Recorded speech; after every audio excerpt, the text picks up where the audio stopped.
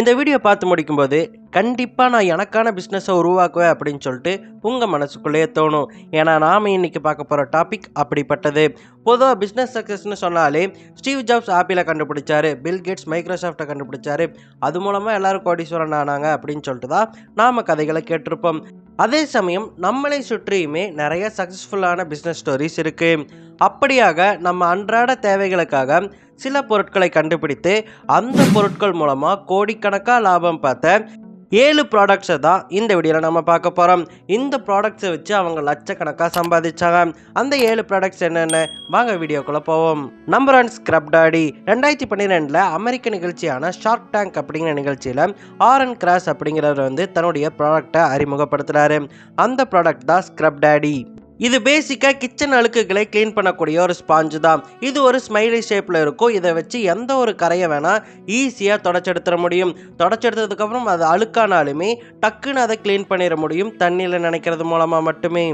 அதோட 6 மாதத்துக்கு மேலே கூட இது உழைக்குமாமா, அந்த அளவுக்கு இதை வச்சு க்ளீன் பண்ண முடியும். இந்த ப்ராடக்டை அந்த நிகழ்ச்சியில் அவர் அறிமுகப்படுத்தி இருந்தார். அதில் லோரி அப்படிங்கிறவங்க வாங்கியிருந்தாங்க. அதுக்கப்புறம் அந்த பிஸ்னஸ் மிகப்பெரிய அளவில் டெவலப் ஆச்சு.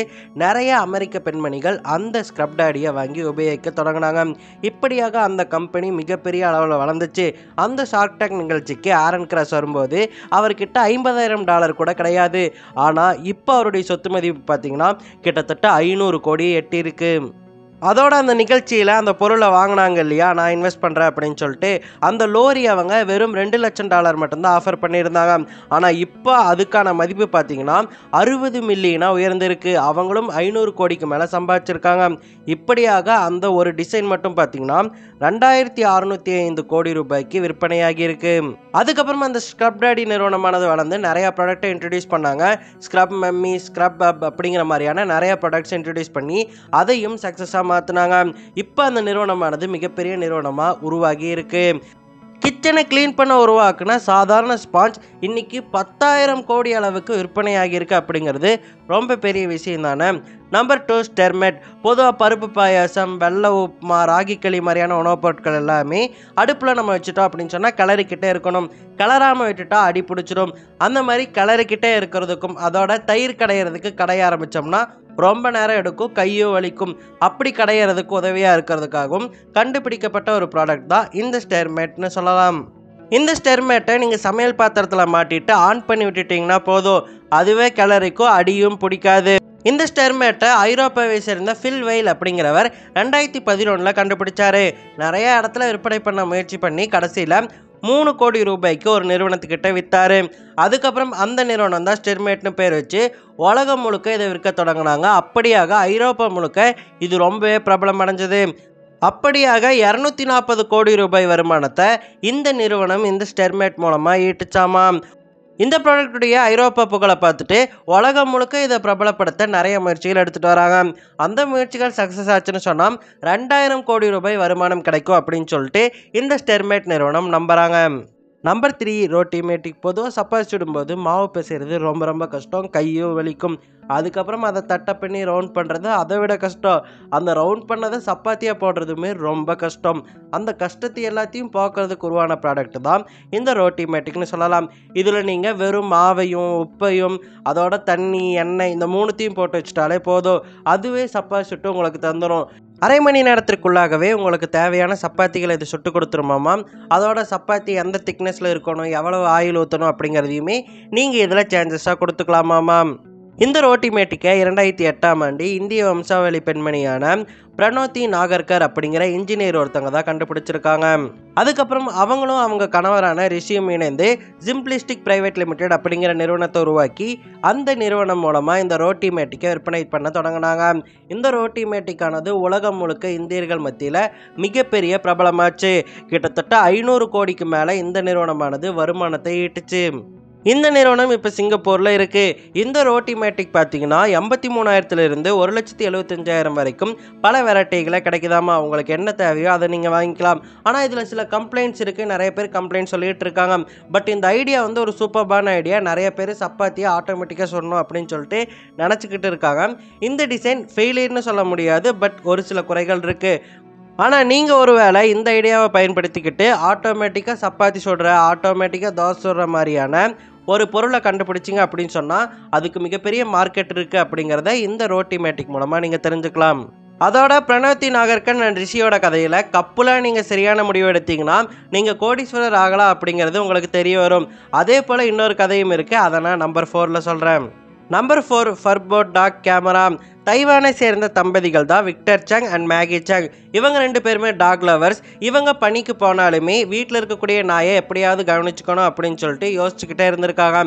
அதுக்காக தான் இவங்க ஃபர்போட் டாக் கேமரா அப்படிங்கிற ஒரு டிவைஸை கண்டுபிடிச்சிருக்காங்க. இந்த டிவைஸில் பார்த்தீங்கன்னா ஒரு கேமரா இருக்கும், 360 டிகிரிக்கு கவர் ஆகும். உங்களுடைய பெட்டை நீங்கள் வேலை செய்யும் போதுமே அங்கிருந்தே கவனிச்சுக்கலாம். அதில் இருக்கக்கூடிய ஆப் மூலமாக உங்கள் ஃபோனை கனெக்ட் பண்ணாலே போதும், எங்கே இருந்தாலுமே உங்கள் நாய் என்ன பண்ணிகிட்டு இருக்கு அப்படிங்கிறத நீங்கள் அந்த டிவைஸ் மூலமாக தெரிஞ்சுக்கலாம்.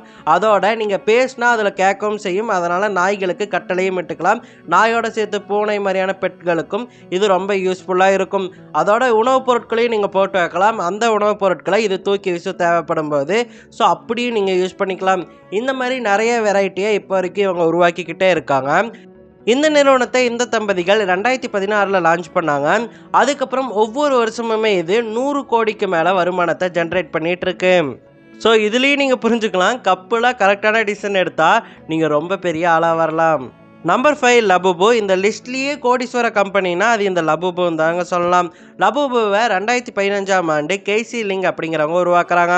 முதல்ல ஸ்டோரி புக்காக தான் உருவாக்குறாங்க. இந்த லபுபு அப்படிங்கிற கேரக்டர் பார்த்தீங்கன்னா நார்டிக் மித்தாலஜி, அதாவது தோர், ஓடின், லோக்கி எல்லாம் இருக்காங்க இல்லையா, அந்த இதிகாசத்தில் இருக்கக்கூடிய ஒரு மான்ஸ்டரை தழுவி ஏற்றப்பட்டது தான் இந்த லபுபு.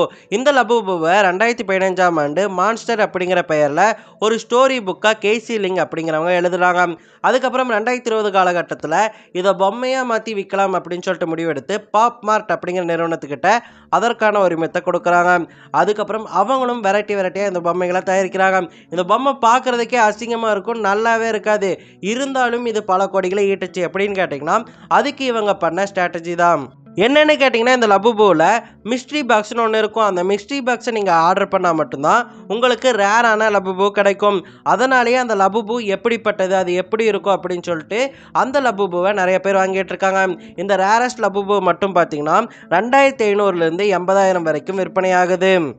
இப்படி மிஸ்ட்ரி பாக்ஸில் வித்தியாசமான ரேரான லபுபூஸ் கிடைக்கிறதாலேயே செலிபிரிட்டிஸ்லாம் இதை வாங்கி வச்சுக்கிறாங்க. செலிபிரிட்டிஸை பார்த்து மக்களுமே வாங்க தொடங்கியிருக்காங்க.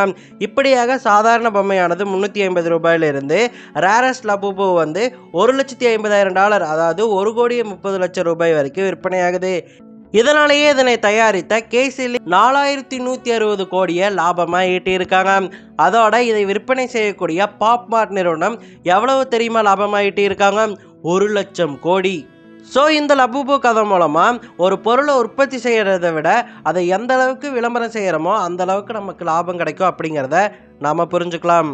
நம்பர் 6 அவுக்ளோவ். பொதுவாக நம்ம வீடுகளில் சூடான சமையல் பாத்திரங்களை தூக்கிறதுக்கு கரித்துணியை பயன்படுத்துவோம். எல்லாருமே அதை அதிகமாக பயன்படுத்துவாங்க. கரித்துணியை பயன்படுத்தும் போது தூக்கும்போது தெரியாமல் கை தவறி கீழே கூட விழுகலாம். நிறைய ஆபத்துகள் இருக்குது. அதை போக்குறதுக்காக தான் அவுக்ளோவ் அப்படிங்கிறத அமெரிக்காக்காரன் கண்டுபிடிச்சான். அவன் நம்ம ஊர் மாதிரி கண்டுபிடிக்கல, அவனுக்காக பிரத்யேகமாக கண்டுபிடிச்சான். 2001 இந்த அவுக்ளோவ் அறிமுகப்படுத்தப்படுது. அவன் பயன்படுத்தக்கூடிய நிறைய வீட்டு பெண்கள் இந்த பொருளை முண்டியடிச்சுக்கிட்டு வந்து வாங்கினாங்க. அப்படியாக அந்த வருடம் மட்டும் 20 கோடி ரூபாய்க்கு இந்த அவுக்ளோவ் சேல்ஸ் ஆச்சு. அதுக்கப்புறம் இப்போ வரைக்கும் இதை தழுவி நிறைய க்ளவுஸ் உருவாகிருச்சு. அந்த க்ளவுஸை அமெரிக்கர்கள் விற்றுக்கிட்டே தான் இருக்காங்க. ஆனால் இந்த அவுக்ளவுஸ் மாதிரி இந்தியாவில் ஒன்றும் கிடையவே கிடையாது. ஸோ இதை யாராவது பயன்படுத்திக்கிட்டு கரித்துணிக்கு பதிலாக க்ளவுஸ் ஏதாவது உருவாக்கினீங்க அப்படின்னு சொன்னால் நல்ல வகையில் லாபமாகும் அப்படிங்கிறது இந்த கதை மூலமாக நமக்கு தெரியும். Number 7 golden goose egg scrambler. இது ரொம்பவே வித்தியாசமானது. பொதுவாக முட்டையை வேக வச்சதுக்கப்புறம் அதில் இருக்கக்கூடிய ஓட்டை உரிக்கிறதுக்கு ரொம்பவே கஷ்டப்படுவோம் இல்லையா, அதை போக்கிறதுக்காக தான் இந்த டிவைஸை கண்டுபிடிச்சிருக்காங்க. இந்த கேஜெட்டில் பார்த்தீங்கன்னா முட்டையை நீங்கள் நடுவில் வச்சுட்டு நம்ம சின்ன வயசில் கம்பரக்கட்டு விளையாடுவோம் இல்லை, அந்த மாதிரி சுற்றி விளையாண்டிங்கனாலே போதும், அதில் இருக்கக்கூடிய ஓடானது தனியாக பிரிஞ்சு வந்துடும். இது ரொம்ப சிம்பிளான டிவைஸ் தான். இதை 2014ஆம் ஆண்டு யுஎஸ்ஏவை சேர்ந்த ஜெரன் கிரம்ப் அப்படிங்கிறவர் கண்டுபிடிச்சிருந்தாரு. இந்த ப்ராடக்ட் ஹிட் ஆகும் அப்படின்னு சொல்லிட்டு நிறைய இன்வெஸ்டர்ஸ் நினச்சாங்க. அப்படியாக 30 லட்சம் வரைக்கும் ஆரம்பிக்கப்பட்ட முதல் ஆண்டிலேயே இந்த நிறுவனமானது ஈட்டுச்சு. அதன் பிறகு சின்னதாக இந்த கம்பெனி டெவலப் ஆகிட்டு வருது. இன்னும் பெரிய அளவில் டெவலப் ஆகலை. ஏன்னா இது மாதிரியே நிறைய பேர் உருவாக்க தொடங்கிட்டாங்க. சரி, ஓகே மக்களே, அவ்வளோதான் இன்றைக்கி ஒரு வீடியோ. இவ்வளோதான் ப்ராடக்ட்ஸான்னு கேட்டிங்கன்னா இல்லை, எக்கச்சக்கமாக இருக்குது. இந்த வீடியோவில் நான் பேசிக்கான ப்ராடக்ட்ஸ் அதை வச்சு லட்சக்கணக்காக ஈட்டியவர்கள் அப்படின்னு சொல்லிட்டு ஒரு லிஸ்ட்டை உருவாக்க முடிவு பண்ணி தான் இந்த 7 ப்ராடக்ட்ஸை சொல்லியிருக்கேன். இதையும் தாண்டி கோடிக்கணக்காக சம்பாதிச்சவங்க இருக்காங்க. அதை பற்றிலாம் நான் இன்னொரு வீடியோவில் சொல்கிறேன். அது வேணும் அப்படின்னு நினைக்கிறவங்க பார்ட் 2 அப்படின்னு சொல்லிட்டு கமெண்ட் பண்ணுங்கள். கண்டிப்பாக பார்ட் 2 போடுறேன். அது வரைக்கும் நம்ம சேனலை சப்ஸ்கிரைப் பண்ணி வச்சுக்கோங்க. மறக்காமல் லைக் பண்ணிடுங்க அண்ட் கமெண்ட் பண்ணிடுங்க. அண்ட் ஐப்புன்னு ஆப்ஷன் உங்களுக்கு கிடச்சுன்னா ஐப் பண்ணிடுங்க.